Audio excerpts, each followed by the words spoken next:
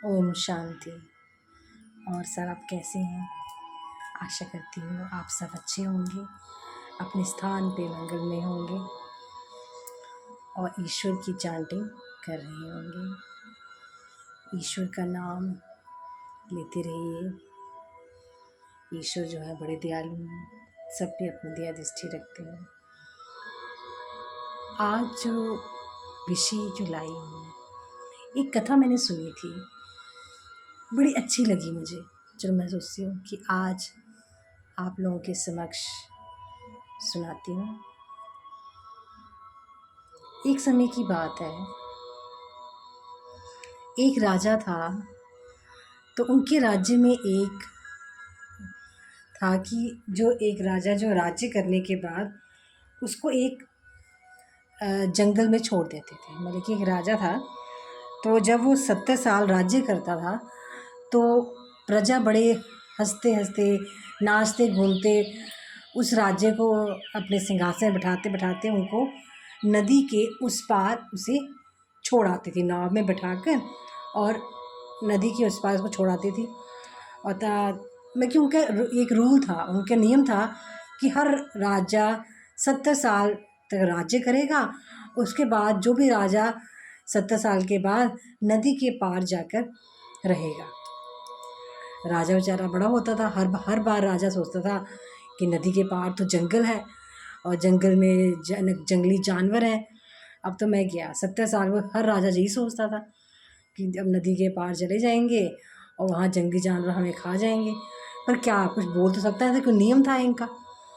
तो हर साल इतने सालों से यही हो रहा था, सिलसिला चल रहा था कि राजा 70 साल राज्य करता और उसके बाद प्रजा जो है नाचते घूमते जाती, झूमते हुए राजा को नदी के नाव में बैठाती और पारों तक चली जाता राजा।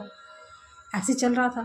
तो एक बार क्या हुआ, राजा के 70 साल हो गए और सभी जा रहे थे, झूमते नाचते जा रहे थे। राजा भी झूमते जा रहा था। मंत्री को बड़ी हैरानी हुई। मंत्री ने कहा कि राजा जी, इतने साल बीत गए, इतने राजा, इतनी सदियां बीत गई, हर राजा जो है उदास ही होता था कि अब मुझे उस पार जाना पड़ेगा। वो उदास होकर बैठता था और कि मुझे अब पार जाना है। पर आप बड़े मुस्कुराते हुए जा रहे हैं, इसका क्या राज है? आप नाचते गिरते झूमते हुए जा रहे हैं, यहाँ से क्यों, ऐसा क्यों हो रहा है? मेरे मन में बड़ी उत्सुकता है कि मैं जानूँ इसको। राजा ने कहा, देखो, यहाँ तो मैंने राज्य किया 70 साल, पूरा राज्य मेरा था। उस नदी के पार राज्य, मुझे पता था कि 70 साल मेरा राज्य करने के बाद मुझे 70 साल के बाद वहाँ जाना है, तो उसकी व्यवस्था भी मैंने कर दी थी। उस नदी के पार भी मैंने एक राज्य बना दिया है, उसकी व्यवस्था मैंने कर दी है। अगर मैं यहाँ से राज्य सिंहासन से उतरूँगा तो वहाँ जाके सिंहासन पे जाके बैठ जाऊँगा। तो कहने का तात्पर्य क्या है कि हमें इस संसार में रहते हुए, अगर हम संसार के जो काम कर रहे हैं, जो ईश्वर ने हमें सौंपे हैं, वो काम करते हुए हम दूसरा क्या हुआ, हमारे जब हम ईश्वर के पास जाएंगे उसका स्थान कैसा रहना है, उसके ईश्वर के चरणों में हमारा स्थान हो। वो कैसे होगा?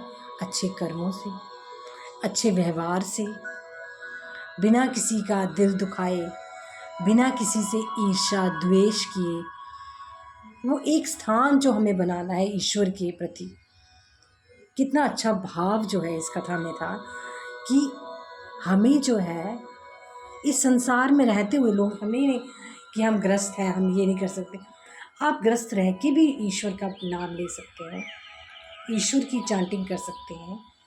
और ईश्वर का नाम, मैंने कहा, जैसे हम वो ले रहे हो, सांस ले रहे हो, सांस के नाम ही आप राधा रानी का नाम, कृष्ण का नाम, श्री कृष्ण, हरे कृष्ण कृष्ण कृष्ण हरे हरे, हरे राम राम राम हरे हरे, इनकी चांटिंग करते रहिए।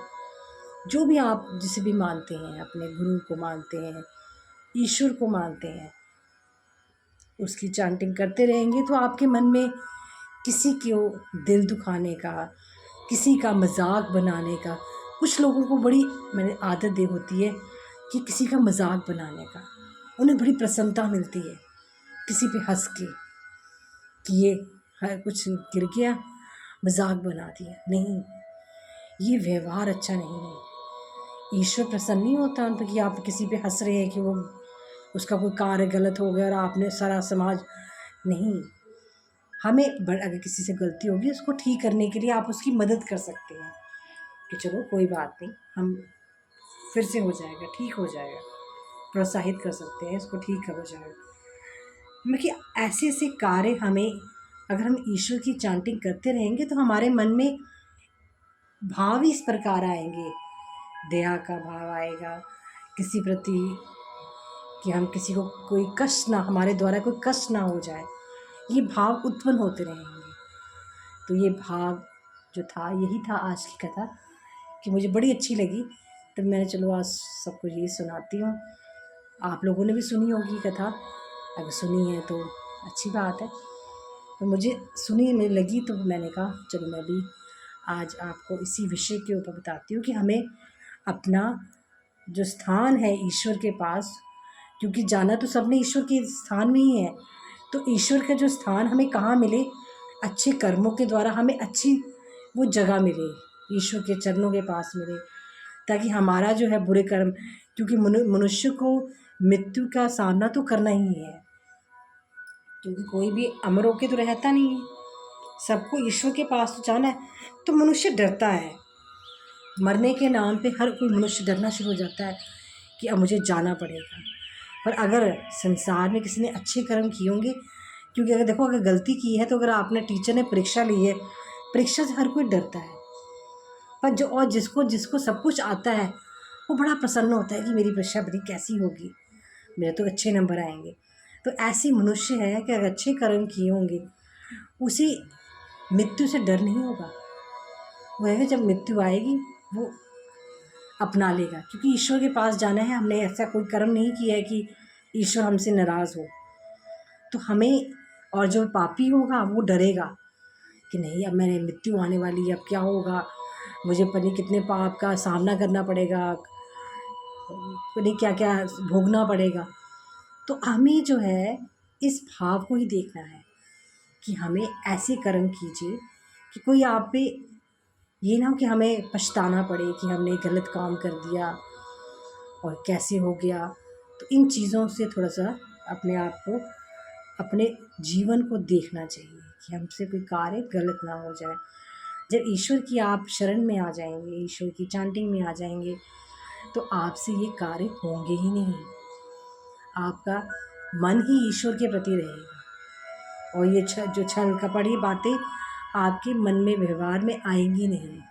आप इसे अपनाइए और देखिए फिर क्या परिणाम होता है और क्या ईश्वर आप पे प्रसन्न कैसे होता है, अपनी माया से आपको, अपनी दृष्टि से, जो ईश्वर की लाइट है उससे कैसे हमें कवर करता है, उससे कैसे हमें उस वो ओरा जो हमें ईश्वर से, बुराइयों से दूर रखता है। और हम ईश्वर की शरण में जब होते हैं तो हमें ये जो हमारे आत्मा को दूषित करने वाली चीज़ें हैं, ये हमें औरे को टच नहीं करती है, ये दूर ही रहती है, क्योंकि हमारा ओरा ही ईश्वर के प्रति हो जाता है। ईश्वर की शरण में आ जाते हैं तो उनकी लाइट हमारे पास होती है, तो वो हमें इसी तरफ जाने नहीं देती कि बुराइयों की तरफ।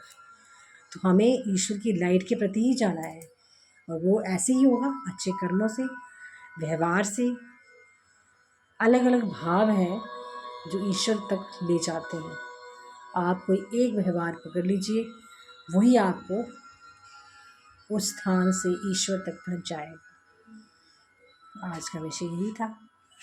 धन्यवाद। सबका मंगलमय हो, जीवन अच्छा रहे, मंगलमय रहे, सब अपने स्थान पर ईश्वर का नाम लेते रहें। ओम नमो नारायण।